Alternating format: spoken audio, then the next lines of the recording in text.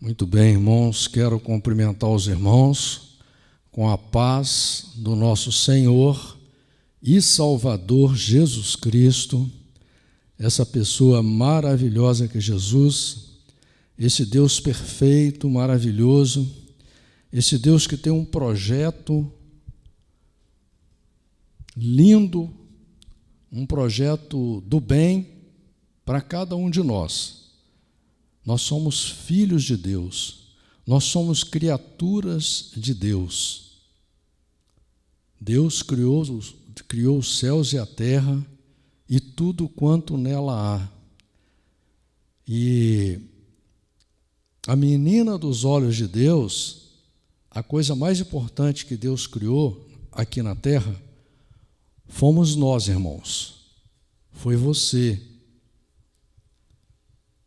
Só que Deus, Ele tem as regras dele, a lei dele, que você só vai conhecer lendo a Bíblia, não ouvindo o que o homem fala ou o que o homem escreve, mas aquilo que o próprio Deus escreveu, que são os 31.105 versículos da Bíblia, que todo mundo fala e carrega até debaixo do braço, mas não consegue ler e não consegue amar. E, na verdade, a maior riqueza que tem aqui na Bíblia, o maior tesouro que existe na terra é a Bíblia. Não tem nada mais valioso na terra do que a Bíblia. Porque a Bíblia é o único livro que pode nos transformar, fazer com que a gente passe de animal para ser humano, fazer com que a gente passe de materialista, de terreno para espiritual e celeste. Porque, irmãos, nós não acreditamos na Bíblia. Nós não acreditamos no projeto de Deus. Nós não acreditamos de verdade em Deus.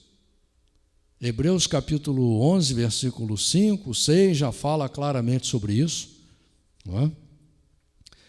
E temos essa terrível dificuldade de nos aceitarmos como seres humanos. Somos miseráveis, somos mesquinhos, somos soberbos, somos arrogantes, somos egoístas. Todos nós, irmãos. Não tem melhor, não tem maior, não tem. Tanto é que Jesus deixou claro isso.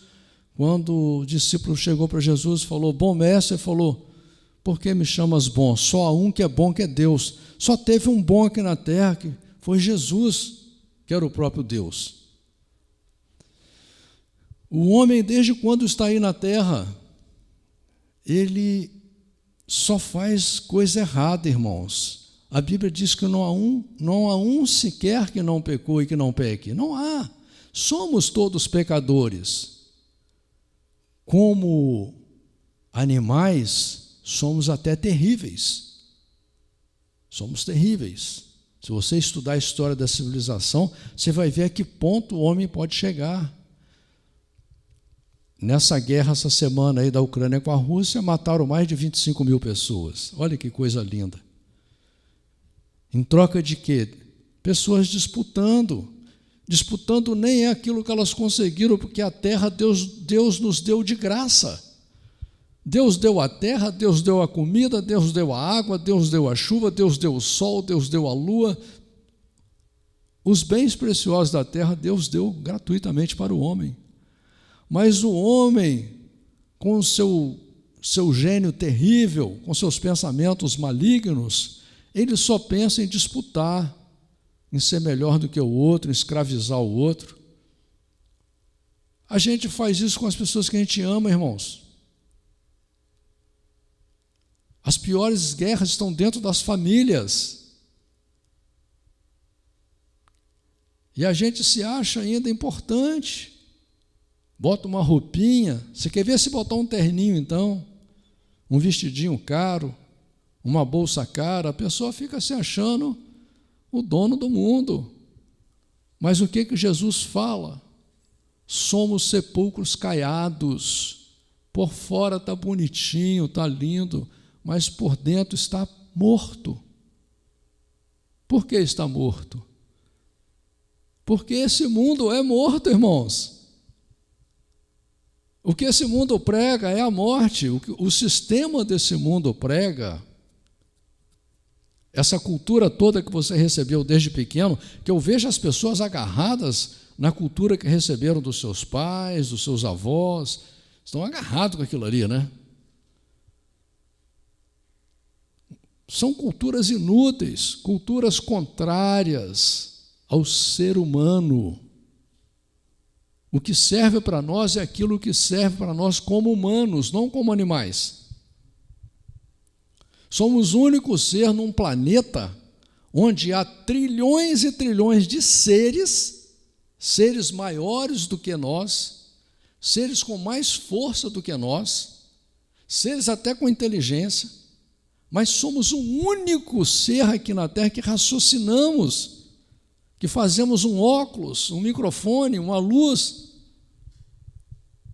Por que será, irmãos? Por que será? Porque Deus nos amou, nós somos as peças mais importantes desse projeto de Deus.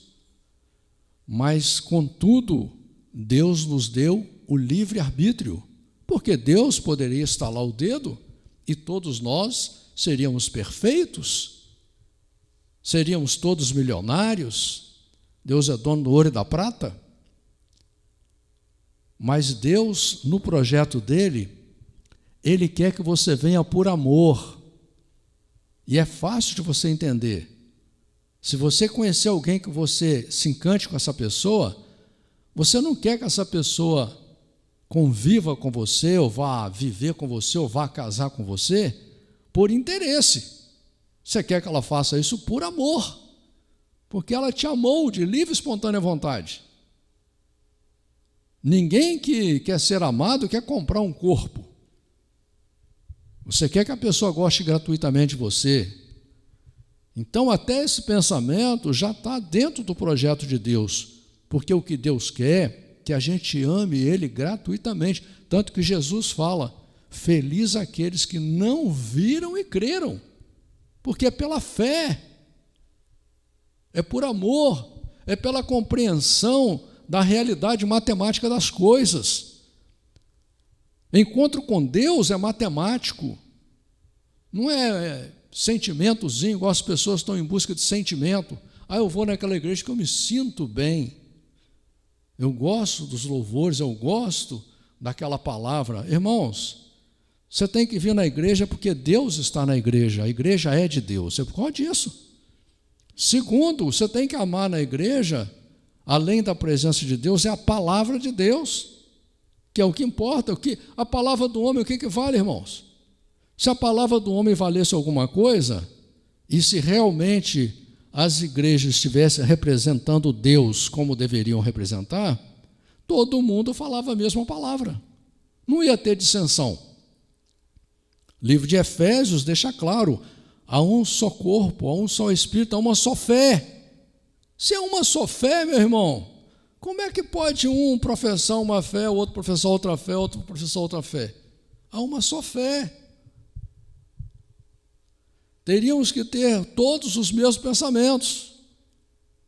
Tudo bem, você gosta de abacaxi, eu não gosto, eu gosto de laranja, eu gosto de morango.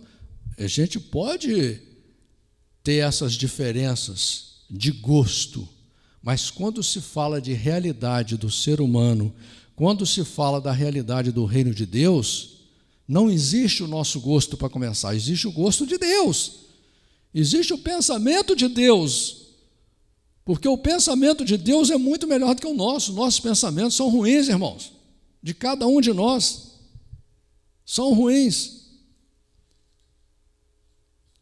E como que você vai se tornar uma pessoa melhor se você não buscar a presença de Deus todos os dias na sua vida? Se você não ouvir louvores, se você não aprender a acordar e fazer uma revisão na sua vida, antes de levantar da cama, você pode tirar um minuto,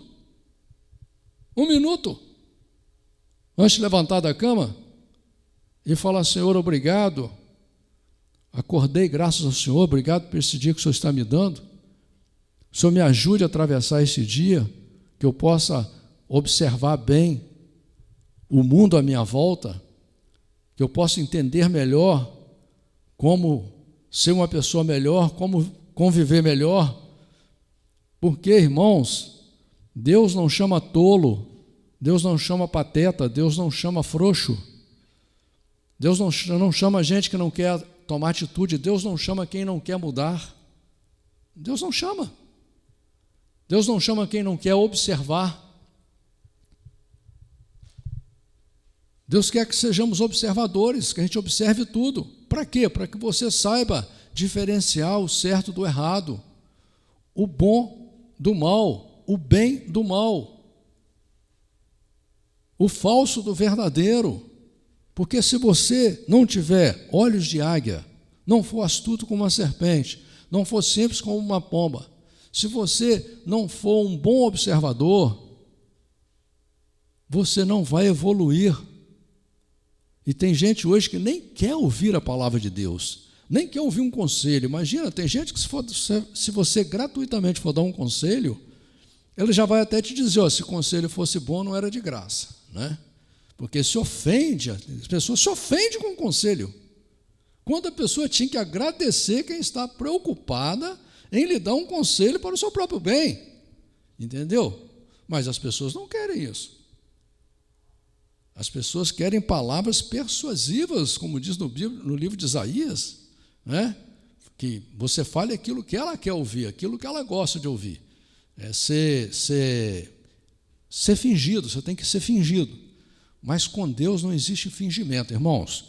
Todos os profetas que Deus mandou a algum lugar, a alguma nação, a algum povo, a alguma pessoa, foi para pregar contra essa pessoa. Pode ver aqui na Bíblia, contra. Por quê? Porque nós temos que enxergar a realidade. E às vezes a gente anda cego pela vida, Deus manda alguém para dizer, olha, se você continuar indo por esse caminho, você vai cair no abismo. Se a pessoa for sábia, ela fala, muito obrigado, obrigado a você, obrigado a Deus, que Deus te abençoe. Eu realmente estava andando cego, não estava enxergando, eu estava tratando a minha família como se ela não tivesse valor nenhum, eu estava tratando a minha esposa como se ela não tivesse valor nenhum. Você vai enxergar, se você for sábio, você vai enxergar. Agora, se você for tolo, você vai ficar com ódio daquela pessoa, né? Você vai achar que essa pessoa não tinha nem direito de abrir os seus olhos. E por isso que os profetas foram mortos, apedrejados, crucificados, chicoteados, né? Porque falaram bem. Olha o que o apóstolo Paulo falou, alguma coisa de mal para aquelas pessoas que prenderam ele, que chicotearam ele? Não. Foram lá pregar o bem, pregar o reino dos céus, o reino de Deus, que é um reino maravilhoso. Dizer, olha, você que está acreditando aí só no corpo, acreditando que felicidade é beber, é fumar, usar droga, é trair, olha aqui, tem uma coisa muito melhor, que é você receber o Espírito Santo de Deus, entendeu? Você se alegrar com a presença de Deus. Você não precisa de coisas materiais, de droga, de remédio, né? Você precisa da presença de Deus para ser alegre, para ser feliz. Então, eu venho trazer aqui o reino de Deus para você. Mas as pessoas não querem, não, irmãos. As pessoas não querem. Elas querem a terra. A terra. Então, aqui, por exemplo, no livro de João, no capítulo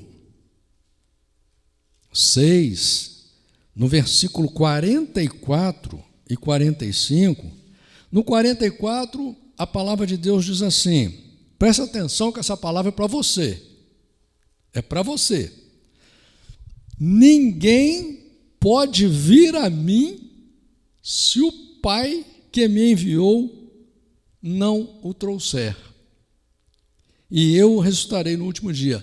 Olha só, Deus está deixando claro, se você vem na igreja, porque a igreja é de Deus, irmãos. Se você tem uma Bíblia, não importa se alguém te deu, se você comprou, se você estava passando um carro na sua cabeça, não importa. Se você tem uma Bíblia, é Deus que te deu. É Deus que te deu. Muitas pessoas vão morrer com 100 anos sem ter uma Bíblia na mão, sem ler uma Bíblia. Você ganhou uma Bíblia. Você conseguiu uma Bíblia dada por Deus. Por quê? Porque o Senhor quer você no reino dele. Agora você vive debaixo do livre-arbítrio, a livre escolha. Deus apresenta para você a bênção e a maldição. A maldição é seguir o mundo, seguir o teu pensamento. A bênção é seguir a Deus, seguir a palavra de Deus, seguir a Bíblia, seguir a Jesus. Essa é a bênção. E aqui diz claramente, no versículo 45, está escrito nos profetas, lá no livro de Isaías, capítulo 54, versículo 13, já estava escrito isso daqui. E serão todos ensinados por Deus. Portanto, todo aquele que do Pai ouviu e aprendeu, vem a mim. Olha aqui, a Bíblia diz que todos seremos ensinados por Deus. Olha o que Deus tem feito nesses últimos tempos. Deus criou a luz elétrica, Deus criou todo esse conforto, geladeira, televisão, ar-condicionado, automóvel, avião, carro, colchão de espuma, luz elétrica, tudo para civilizar a gente, para ver se a gente possa ser pessoas melhores que nós somos. E Deus aí traz a internet, Deus traz o celular. Para quê? Para você adquirir conhecimento. Conhecimento de quê? De tudo que você puder. Para você não ser um tolo. Para que o homem não governe você. Por isso que Jesus fala, e conhecereis a verdade, e a verdade vos libertará. E ele fala isso para a igreja. E a igreja está cheia de cego. Jesus ainda diz, um cego não pode guiar outro cego. Então você tem que ser guiado por Deus, pela Bíblia, pela palavra de Deus. E daí, Deus te traz na igreja para quê? Para que você passe a enxergar, para que você seja liberto dos seus próprios pensamentos, que você sabe que você tem pensamento ruim. Você sabe que você não vive em um lar feliz por culpa sua. É claro que você vai dizer que a culpa é do outro. É muito fácil você dizer que a culpa é do outro. Mas e a sua parte? Que Deus manda você fazer a sua parte. Como é que você está fazendo a sua parte? Por isso que Jesus fala, irmãos, que nós não podemos botar remendo novo em pano velho, nem botar vinho novo em odre velho. Essa palavra é muito importante, por quê? Porque Deus dá uma Bíblia para nós, Deus traz a gente à igreja, Deus manda louvores para nós, louvores lindos. E o que acontece? A gente pega, que ótimo, que bom, sentindo a presença de Deus, que lindo, né? Que Deus é maravilhoso e tudo, mas você quer continuar colocando as coisas novas no pano velho, colocando o vinho novo no odre velho. Você quer continuar com o homem velho, você não quer mudar. É como se você tivesse uma casa velha de madeira, com a madeira cheia de cupim, e alguém te desse dinheiro para você fazer uma casa nova, e você continuasse construindo com aquelas madeira velha, podre. É assim que nós fazemos, irmãos. Somos um caminhão de lixo. A cabine está maravilhosa, Deus te dá uma cabine novinha, linda, mas você continua carregando o lixo atrás, porque você quer carregar o lixo. É você que quer. Deus quer que você venha nascer de novo todos os dias, até o último dia da sua vida, que você viva 100 ou 200 anos, você que é cristão, você tem que acordar com desejo de ser diferente, de ser melhor, de nascer de novo. E para isso, você vai ter que aprender a fazer uma revisão dos seus sentimentos e dos seus pensamentos. Se você não fizer isso, você vai achar que você é perfeito. Olha quanta gente coitada aí achando que é santa. Quanta gente que tem um título acha que é santo. Eu tenho um título de pastor, eu me acho um pecador, que venho lutando para me converter desde quando eu conheci o Evangelho. Agora, veja bem, o apóstolo Paulo, por exemplo, o que ele fala? Que ele era um pecador. Mas hoje um pastor não pode subir numa tribuna e dizer que ele se sente um pecador. Entendeu? Porque as pessoas estão buscando um homem santo. Homem santo, irmãos, está no céu. Entendeu? Na terra não tem santo, não. Só a religião cria santo, mas na terra não tem santo, irmãos. Não tem. Você pegar o mais santo aqui e botar ele num canto, apertar ele é capaz de comer gente. Entendeu? Essa é a realidade, irmãos. Se você aprender a olhar os seus defeitos, você vai ter a oportunidade de lutar contra eles, o que é muito difícil. Imagina, Jesus manda você amar os seus inimigos. Qual de nós aqui temos condição de fazer isso? A gente tenta ser crente bonzinho, tenta. Entendeu? Mas na hora que o inimigo passa, já dá aquela coisa no estômago ruim, a vontade que cai uma pedra na cabeça dele. E se você vê uma pedra cair na cabeça dele, você vai achar bom. No cantinho assim você vai achar bom, entendeu? Porque somos assim, irmãos. O livro de Ezequiel, no capítulo 3, ele fala muito claramente sobre isso. Então, a Bíblia diz que aquele que reconhece os seus pecados, ele os deixa. É preciso que você reconheça.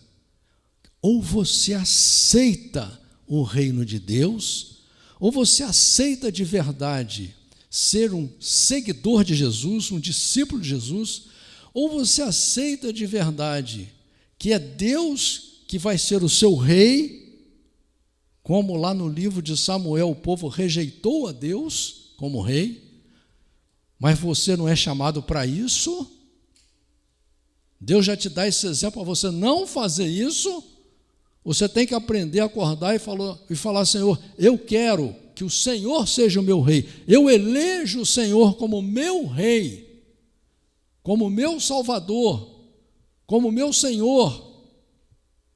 É você que tem que definir isso, irmão, para que você consiga amar a Deus. Porque você não ama a Deus, essa é a verdade. Olha o amor que nós temos, irmão, o amor que nós temos como seres humanos é ridículo, irmãos. Nós perdemos para cachorro, para gato, para burro, perdemos para os animais. E achamos que somos alguma coisa ainda, irmãos.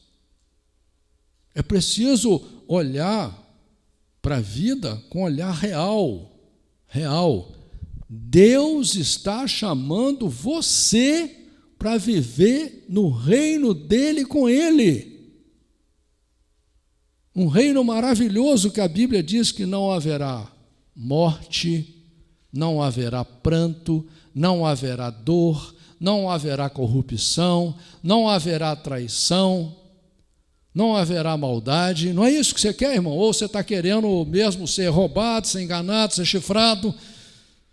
Porque eu sei que lá no interior seu, lá no fundo do seu coração, o ser humano que você é, a pessoa que está aí dentro desse corpo, ela quer um mundo que Deus está oferecendo. Eu sei disso. Mas e você quer assumir isso realmente? Você tem feito uma proposição para você, se proposto a realmente se converter? Bater no peito e falar assim, Senhor, eu quero me converter. Fazer como Isaías falou, Senhor, envia-me a mim, eu quero. Você quer isso realmente? Aceitar Jesus na sua vida? Fazer uma aliança com Deus de verdade? Você quer realmente casar com Deus? Sabia que com Deus é casamento? Sabia que Deus, no livro de Isaías, ele chama a gente de esposa? Ele diz que ele é o marido? Sabia que Jesus chama a gente de noiva? É casamento, irmão. Deus não é uma pessoa para você botar num canto e na hora que você precisar, sei lá, usar não, esquece isso daí. Com Deus é amor sincero, é amor verdadeiro, é entrega, é amar a Deus com toda a tua força, com todo o teu coração, com todo o teu entendimento. Não é com conversa. E isso é muito difícil, isso não é fácil, não. É muito difícil, você tem que travar uma luta todos os dias e determinar para você, falar, Senhor, eu preciso te amar, Senhor, eu preciso te conhecer, Senhor, eu preciso conviver com o Senhor. A pessoa faz 1 hora de academia, irmãos, não aguenta fazer meia hora de oração, não aguenta fazer meia hora de leitura bíblica,